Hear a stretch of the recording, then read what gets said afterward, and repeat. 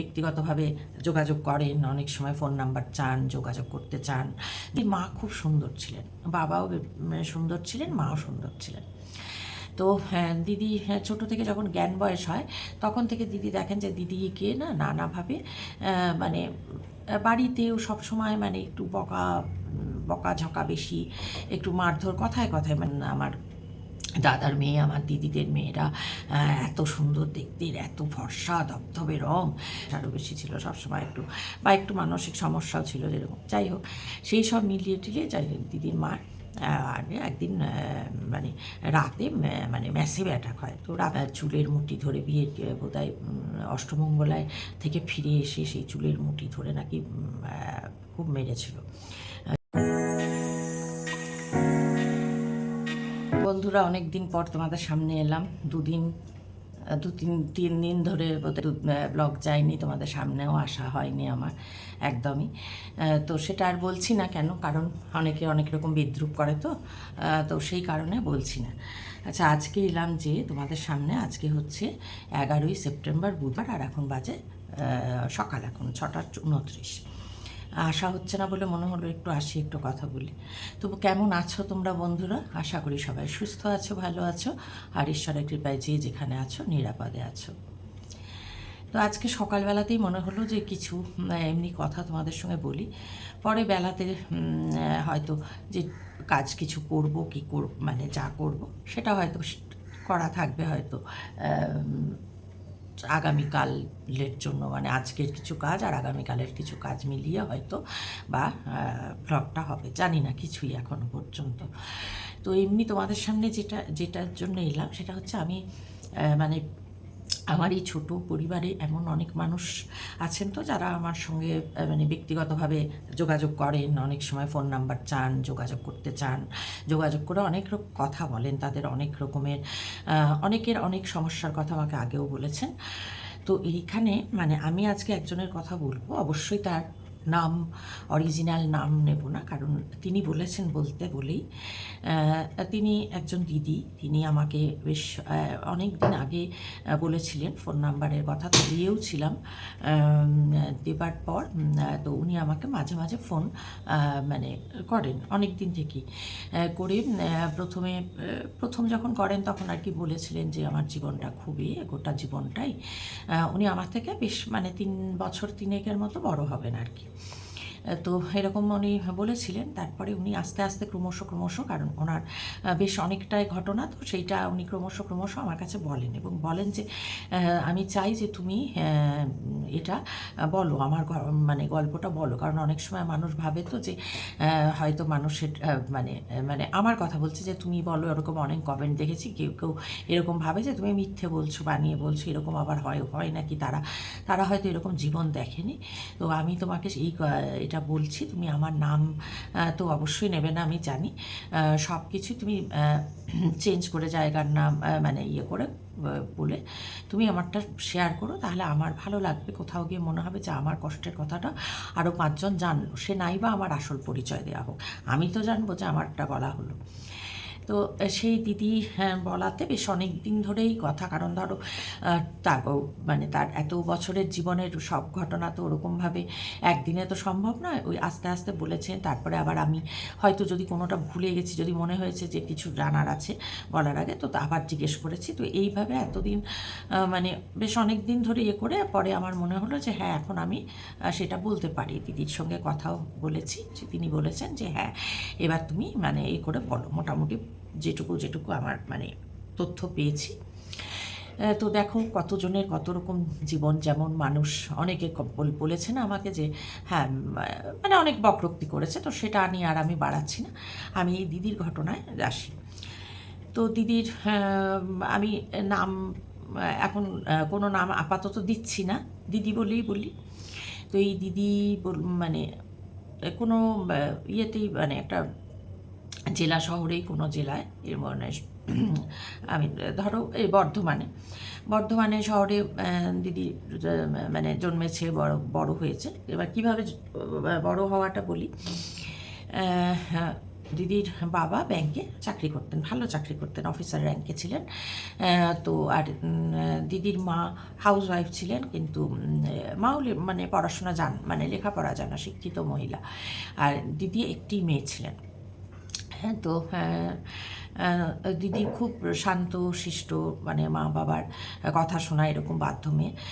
কিন্তু যখন মানে জ্ঞান বয়স থেকে দিদি একটা জিনিস দেখেন যে দিদির মা খুব সুন্দর ছিলেন, বাবাও সুন্দর ছিলেন, মাও সুন্দর ছিলেন। তো দিদি ছোটো থেকে যখন জ্ঞান বয়স হয় তখন থেকে দিদি দেখেন যে দিদিকে নানাভাবে মানে বাড়িতেও সবসময় মানে একটু বকাঝকা বেশি, একটু মারধর, কথায় কথায়, মানে উনি কিন্তু খুবই শান্ত স্বভাবের মেয়ে ছিলেন, মানে কথা শুনবেন না এরকম টাইপের ছিলেন না। কিন্তু তারপরেও মানে কথায় কথায় আর কি বকুনি, মা বাবা মানে এটা করতে পারছিস না, বা পড়া হয়তো কোনোটা পড়তে ভুল হলে, মানে আমি জ্ঞান বয়স বলতে মানে যখন মোটামুটি স্কুল বোঝার মতন সেখান থেকে উনি বলেছেন যেগুলো, তো হয়তো পড়তে বসে একটু পড়া হয়তো ভুল হয়েছে বা ভুল পড়ার সঙ্গে সঙ্গে মার। হ্যাঁ, এবং এই মারধরটা দুজনেই করতেন, মানে মাও করতেন বাবাও করতেন, দুজনেই মারধর করতেন। তো মা আবার মানে অনেক উল্টোপাল্টা কথাও বলতেন, মানে ইয়ে করতেন, মানে মায়ের যেটা দিদি আমাকে বলে যে আমি মানে পরে বুঝেছে বড় হওয়ার পর যে মায়ের বোধহয় কিছু মানে সাইকোলজিক্যাল কোনো প্রবলেম একটা ছিল, মানে একটুতেই ইরিটেটেড হয়ে যেতেন, চিৎকার করতেন, কথায় কথায় মানে মারতেন, বকাবকি করতেন, অনেক বাজে কথাও বলতেন, এরকম ব্যাপারটা ছিল। আর বাবাও রকচটা টাইপের, কথায় কথায় বাবারও মানে তুলকালাম লেগে যেত এরকম। কিন্তু মা বাবার যে ঝগড়াঝাটি হতো সেরকমটা না, কারণ মা যদি কোনো সময় মেজাজ টেজাজ করতেন তখন দিদির বাবা কিছু বলতেন না মায়ের ক্ষেত্রে, কিন্তু দিদির ক্ষেত্রে দুজনেই সমানভাবে মানে ঝাঁপিয়ে পড়ে মানে করতেন। তারপরে দিদি আরেকটা জিনিস যেটা দিদির জীবনে খুব কষ্ট মানে ছিল, তার মায়ের বাপের বাড়ি ছিল সম্ভবত ওই মানে হাওড়া বা হুগলি, ঠিক আমার মানে মনে ওই রকমই, হাওড়াই হবে মনে হয়। তো সেইখানে মামা বাড়ি, ওদের আদি বাড়ি ওখানেই, মানে মাসি সব ছিল। আর মানে দিদির মায়ের বাপের বাড়ি জয়েন্ট ফ্যামিলি ছিল, মানে জ্যাঠতো খুড়তো সব ভাই বোন মিলে বেশ অনেকগুলো, মানে ওর অনেকগুলো মামা মাসি ছিল, মানে অনেকগুলো, দিদি বলেছে প্রায় হয়তো 10-12 জন বা এরকম, অত মনে নেই, মানে অনেকগুলো যৌথ পরিবার, অনেকগুলো মামা মাসি ছিল। তো সেইখানে মামা মাসিরাও সবাই দেখতে ভালো, মানে মামা বাড়ির দিকে সবাই দেখতে সুন্দর, বাবার বাড়ির দিকেও তাই দেখতে সুন্দর। ওর বাবার বাড়ি ছিল বাবার বাড়ি ছিল বোধহয় ইয়েতে চন্দননগরে, বাবার বাড়ি ছিল সম্ভবত চন্দননগরে। তো সেখানে বাবার বাড়িতেও সবাই ভালো দেখতে ছিল সবাই, মোট কথা। তো দিদির গায়ের রঙটা একটু চাপা ছিল, হ্যাঁ একটু চাপা ছিল। দিদির মা যে খুব ফর্সা ছিলেন এরকম নয়, কিন্তু মানে পরিষ্কারই বলা যায়, যেটা দিদি বলেছেন। আর বাবাও তাই, বাবার গায়ের রঙটা চাপা ছিল, কিন্তু সুপুরুষ, খুব সুন্দর, বিশাল হাইট, মানে 6 ফিটের মতন হাইট বাবার। হ্যাঁ, খুব। আর মাও মোটামুটি, মা ওই বললো যে মা মোটামুটি ওই 5'2" এরকম হবে আর কি। মা যে খুব লম্বা সেরকম নয়, বাবা খুব লম্বা ছিলেন, মানে মা বাবা পাশাপাশি অনেকটাই তফাৎ লাগতো আর কি। তো যাই হোক, সেই যখন মামা বাড়ি যেত ছুটিতে, যখন বেড়াতে মামা বাড়ি যেত, তো সেখানে সবাই মানে মামাতো ভাই বোন, মামাতো হ্যাঁ, এক মামার বোধহয় মেয়ে ছিল, আর 2 মাসির মেয়ে ছিল, আর বাকি মাসিদের তখনও বিয়ে হয়নি, মামা মাসিদের। তো সেই মামার মেয়ে আর 2 মাসির মেয়ে খুব ফর্সা, ধবধবে ফর্সা হলেই তো লোকে সুন্দর বলে, তাই না? ছোটো বাচ্চা পুতুলের মতো লাগতো।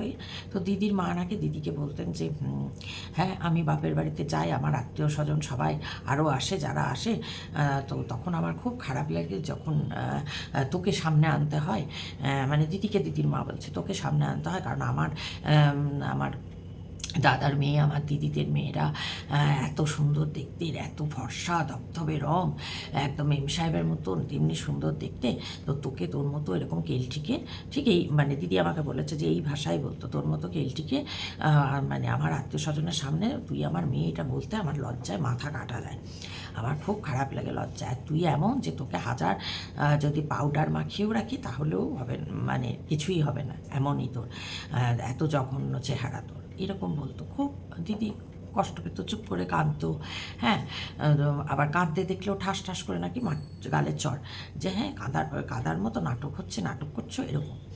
এবং মামা বাড়ি থেকে ঘুরে এসে সেই বাবার কাছে, দিদির বাবার কাছে অনেক 7-17 করে, যে এই মেয়ে এত বাজে, সবার সঙ্গে হিংসা করে, আমার দাদার মেয়েকে দিদির মেয়েদের হিংসে করে, ওরা সুন্দর দেখতে বলে এত বাজে স্বভাব।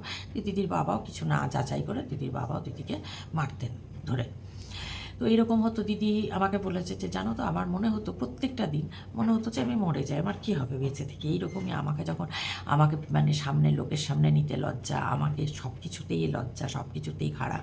আর দিদি অসাধারণ লেখাপড়ায় খুব একটা ছিলেন না, মাঝারি মানের, কিন্তু মোটামুটি, খুব খারাপও না আবার খুব ভালোও না, কিন্তু মোটামুটি করতেন। তো সেইটা নিয়েও ছিল, সেটা নিয়েও কথা শোনানো, সব কিছু ছিল। এবং অনেক বাজে বাজে দিদির মা কথা শোনাতেন, অনেক বাজে কথা বলতেন। হ্যাঁ, তুই সারাদিন বসে থাকবি হাঁ করে, কারণ যতই ভাব, তোকে কোনো দিন কোনো ছেলে বুঝবেও না, পাত্তাও দেবে না, যা চেহারা তোর, তোকে দেখে আমার বোনঝিদের দেখিস, আমার ভাইজিদের দেখিস কীরকম, ওদের জন্য লাইন পড়ে যাবে যখন ওদের বিয়ে হবে, বা বিয়ের আগে ওদের বিয়ে করার জন্য। আর তোকে ঘাট থেকে যে নামাতেও পারবো না, আমার কপালে এসে জুটেছিস। হ্যাঁ, মানে সবসময় এরকম।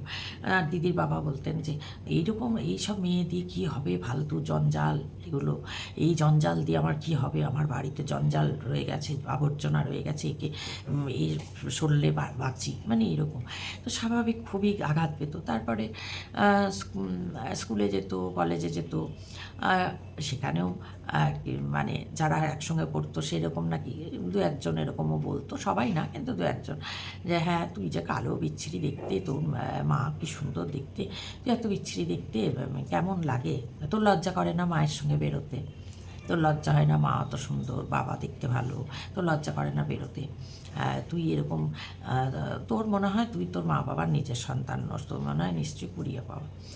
এগুলো কষ্ট হতো। তারপরে ওর মার কথাতে একদিন খুব কষ্ট পেয়েছিল। মা বললো যে আমার তো এক সময় মনে হয় যে বোধহয় নার্সিংহোমে তোকে বদলিয়ে দিয়েছে, তুই আমার মেয়ে হতেই পারিস না, এইরকম চেহারা তোর, এরকম হতেই পারিস না।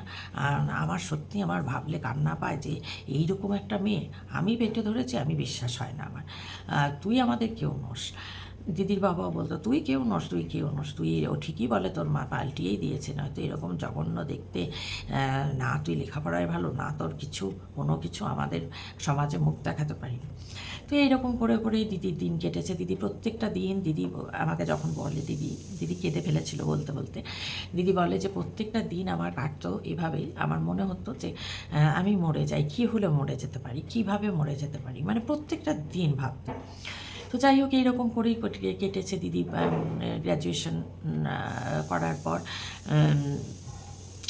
দিদি তখনকার দিনে তো অত তো ওসব কম্পিউটার শেখার ব্যাপার ছিল না। গ্র্যাজুয়েশনের পর দিদিকে, মানে দিদির ওপর তো কোনো ভরসা ছিল না যে ও তো আর কিছু করতে পারবে না।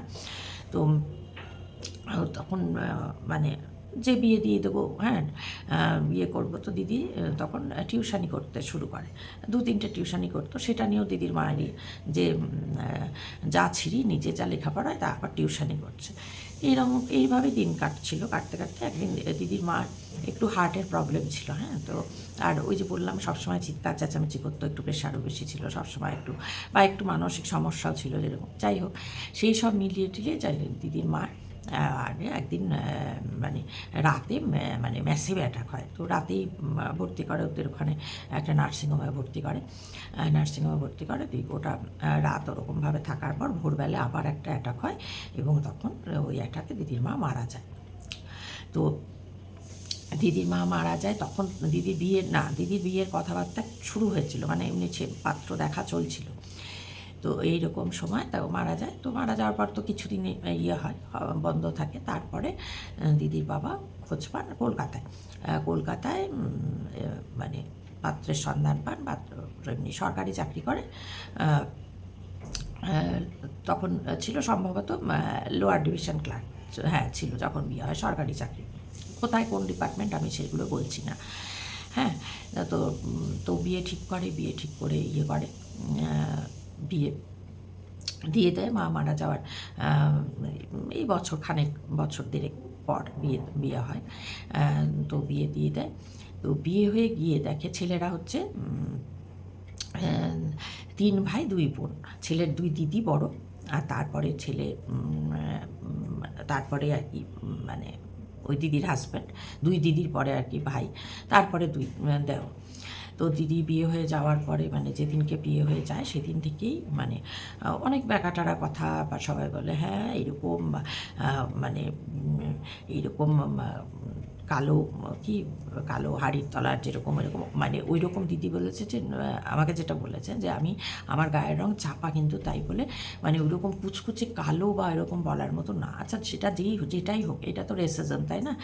কার গায়ের রং কী হবে সেটা তো তার উপর নেই, আর তার ছাড়া কারোর উপর থাকা না থাকা না আজকের ডেটে দাঁড়িয়েও বা যখনই হোক দাঁড়িয়ে কালো ফর্সা এগুলো বিচার করা মানে অত্যন্ত অমানবিক, অত্যন্ত অমানবিক।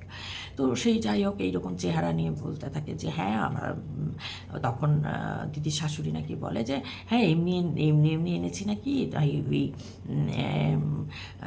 কেলে হাঁড়িকে কি এমনি আনতাম, বাপের একটা মেয়ে তো, বাপ ভালো চাকরি করে, বাড়িঘর আছে, জমি জায়গাও আছে, তাই জন্য এনেছি, তা না হলে কি আনতাম।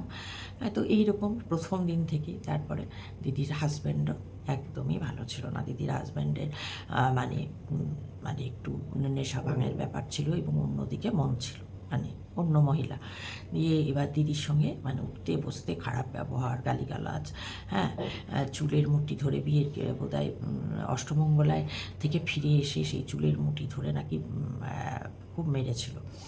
তো তারপরে যাই হোক দিদি একদিন মানে এরকম বেশ মাসখানেক, বিয়ের মাসখানেক পরে মানে মারধর চলতো, গালিগালাজ প্রত্যেক দিন চলতো। দিয়ে দিদির বাবার কাছে গিয়ে দিদি বলেছিল যে বাবা আমি আর থাকতে পারছি না। আমার দিদির বাবা বলে মানে এত টাকা খরচ করে বিয়ে দিয়েছি মগের মুলুক নাকি যে এখানে এসে ওখানে থাকবে, মানে ওইখানেই থাকতে হবে, যদি মরে যাও তো মরে যাও ওখানে গিয়ে, আমার কিছু না, মরে গেলে জানবো বেঁচে আমি বাঁচলাম, আমি তোমার মতো মেয়েকে আর আমার বাড়িতে ঠাঁই দেবো না। তো এইরকম করে দিয়ে দিদি তো এইরকমই জীবন চলে, এবং একের পর এক অত্যাচার। দিদির প্রথমে একটা মেয়ে হয়, তো মেয়ে হওয়ার পর অত্যাচার আরও বাড়ে। তো যাই হোক মেয়ের 5 বছর পর ছেলে হয় দিদির। তো ছেলে হয় যখন তার অত্যাচার কমেনি কোনো দিন, তা যাই হোক ওইভাবেই চলে। তারপরে দিদির দেওরদের বিয়ে হয়, বউরা আসে, তাদের বউরা এসেই মানে এর ওপরেই ডমিনেট করতো সবাই। এই যে বড় বউ তার জন্য কোনো রকমই নেই, সবাই ডমিনেট করতো, আর সবাই শ্বশুরবাড়ির লোকজনও সেই বউদেরকেই ভালোবাসতো, তাদেরকেই। তো এইভাবেই দিদির দিন মানে কেটে এখন দিদির মেয়ের বিয়ে হয়ে গেছে, ছেলেরও বোধহয় ছেলের গত বছর বিয়ে হয়েছে, কিন্তু এখনও দিদির হাজব্যান্ড মানে ওই রকম উঠতে বসতে কথা শোনায়। ছেলে চাকরি সূত্রে বাইরে কোথাও থাকে আর কি, মানে মেয়েও তো বাইরে থাকে, মানে ছেলে মেয়ে দুজনেই পশ্চিমবঙ্গের বাইরে থাকে, বিবাহ সূত্রে, মানে ছেলে কর্মসূত্রে আর মেয়ে হচ্ছে বিবাহ সূত্রে পশ্চিমবঙ্গের বাইরে থাকে। আর দিদিরা তো ওইখানেই থাকে, ওই শ্বশুরবাড়ি বললাম কলকাতায়। দিদি তো কলকাতাতেই থাকে, কোথায় আমি বলছি না, কিন্তু সেইখানে মানে এখনও দিদির কোনো স্বাধীনতা নেই। হ্যাঁ, দিদি কোথাও ইচ্ছা হলে কোথাও যেতে পারে না, বা কারোর সঙ্গে কাউকে বাড়িতে ডাকতে পারে না যে এসো আমার বাড়িতে গল্প করবো, নেমন্তন্ন করে খাওয়ানোই না, কিছুই না। এখনও দিদির ননদরা এসে তারা এখনও মানে ওরকম মুখ করে, কথা শোনায়। এখনও সবাই আলাদা হয়ে গেছে, মানে দেওররা সব আলাদা ইয়ে করে চলে গেছে, দিদি শুধু শ্বশুরবাড়ি যে অরিজিনাল সেখানে রয়েছে। ওই জন্য ননদরা এসে মাঝে মাঝে থাকে, এবং থাকে মানে ওই রকম মুখ করে, কথা শোনায় খুব। তো দিদি অনেকটা মানসিকভাবে বিধ্বস্ত, মানে কিন্তু হার্টের প্রবলেম দিদিরও হয়েছে, কিন্তু আমাকে বললো দেখো আমার হার্টের ভালো না, আমার একবার একটা অ্যাটাক হয়ে গেছে, কিন্তু তারপরে আমাকে ট্রিটমেন্ট করায়নি। আমার মেয়ে নিয়ে গিয়ে ট্রিটমেন্ট করিয়েছে, তাতেও কত কথা, ট্রিটমেন্ট করে আসার পর ছেলে মেয়ে মানে ছেলেও টাকা দিয়েছে, মেয়েও দিয়েছে, মেয়ে জামাই মিলে ট্রিটমেন্ট করিয়েছে। কিন্তু বললো আমাকে রোজ হার্টের তো যা মেডিসিন সেসব প্রেশার সব খেতে হয়, কিন্তু তার মানে প্রত্যেক দিন এত বছর হয়ে গেল বিয়ের বোধহয় কত মানে বোধহয় 37 বছর বলেছিল, ওদের বলছে 37 বছর হয়ে গেছে বিয়ে, এত বছর পর আমার বয়স হয়ে গেছে এত, এখনও আমাকে প্রত্যেক দিন সকালবেলা উঠে প্রত্যেক দিন সারাদিন মানে কিছু না কিছু বাজে কথা বলেই যায়, বাজে কথা শুনতেই হয়। তাই তোমার এটা আমার চোখে পড়েছিল, মানে আমার ব্লগ, তখন আমি দেখতে দেখলাম এরকম তো আছে, তাই জন্যে আমার খুব ইচ্ছা হয়েছিল যে তোমার সঙ্গে একটু কথা বলে তোমাকে আমার সব কথাটা বলি, শেয়ার করি। তো এইভাবে সেই জন্য ফোন নাম্বার চেয়ে এইসব শেয়ার করেছিল। তো এটাই, কতজনের কত দুঃখ থাকে, অনেকে বলেছে, কিন্তু সবাই তো বলে না। দিদি বলেছিল যে তুমি আমার কথাটা, আমার এটা বলো, নাম ধাম বা অন্য কিছু না বলে, বা জায়গার নামও ধরো আমি একটু বদলিয়েই দিয়েছি, একদম অ্যাকিউরেট ঠিকঠাক বলিনি, আশেপাশের ধরে নাও, মানে ধরে নাও না, ধরতে আর কি করে পারবে ওরকমই, মানে একদম ঠিকঠাক বলিনি, পাছে কেউ দেখে যদি কিছু বলে, এই জন্য। তো সেইভাবেই দেখো মানুষের কত কষ্ট কত দুঃখ সবার, মানে এটা এমন না, আমি বারবারই বলি যে আমি বলেছি বলে যে আমার, তা না, অনেক হাজার হাজার মানুষ আছে। তো আমার খুব কষ্ট হয়েছিল শুনে যে এইরকম জীবন সত্যিই তো কতজনের আছে। তো দিদি আমাকে এটা শেয়ার করতে বলেছিল বলে তোমাদের সঙ্গে এটা শেয়ার করলাম। বন্ধুরা কমেন্ট করে জানিও যে এরকম তোমাদের আশেপাশে কোথাও দেখেছো কি না, বা চেনা জানা এরকম আছে কি না। তো এরকম তো আছে অবশ্যই মানুষ।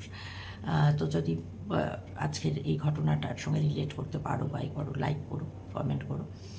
আর নতুন বন্ধু যারা আমার পরিবারে আসনি তারা সাবস্ক্রাইব করে আমার চ্যানেলটা চলে এসো আমার পরিবারে। তো ঠিক আছে বন্ধুরা, আজকের মতন তাহলে বিদায় নিচ্ছি, দেখা হবে শিগগিরই আবার একটা নতুন ব্লগের সঙ্গে। ততক্ষণ তোমরা সবাই সুস্থ থেকো, ভালো থেকো, নিরাপদে থেকো।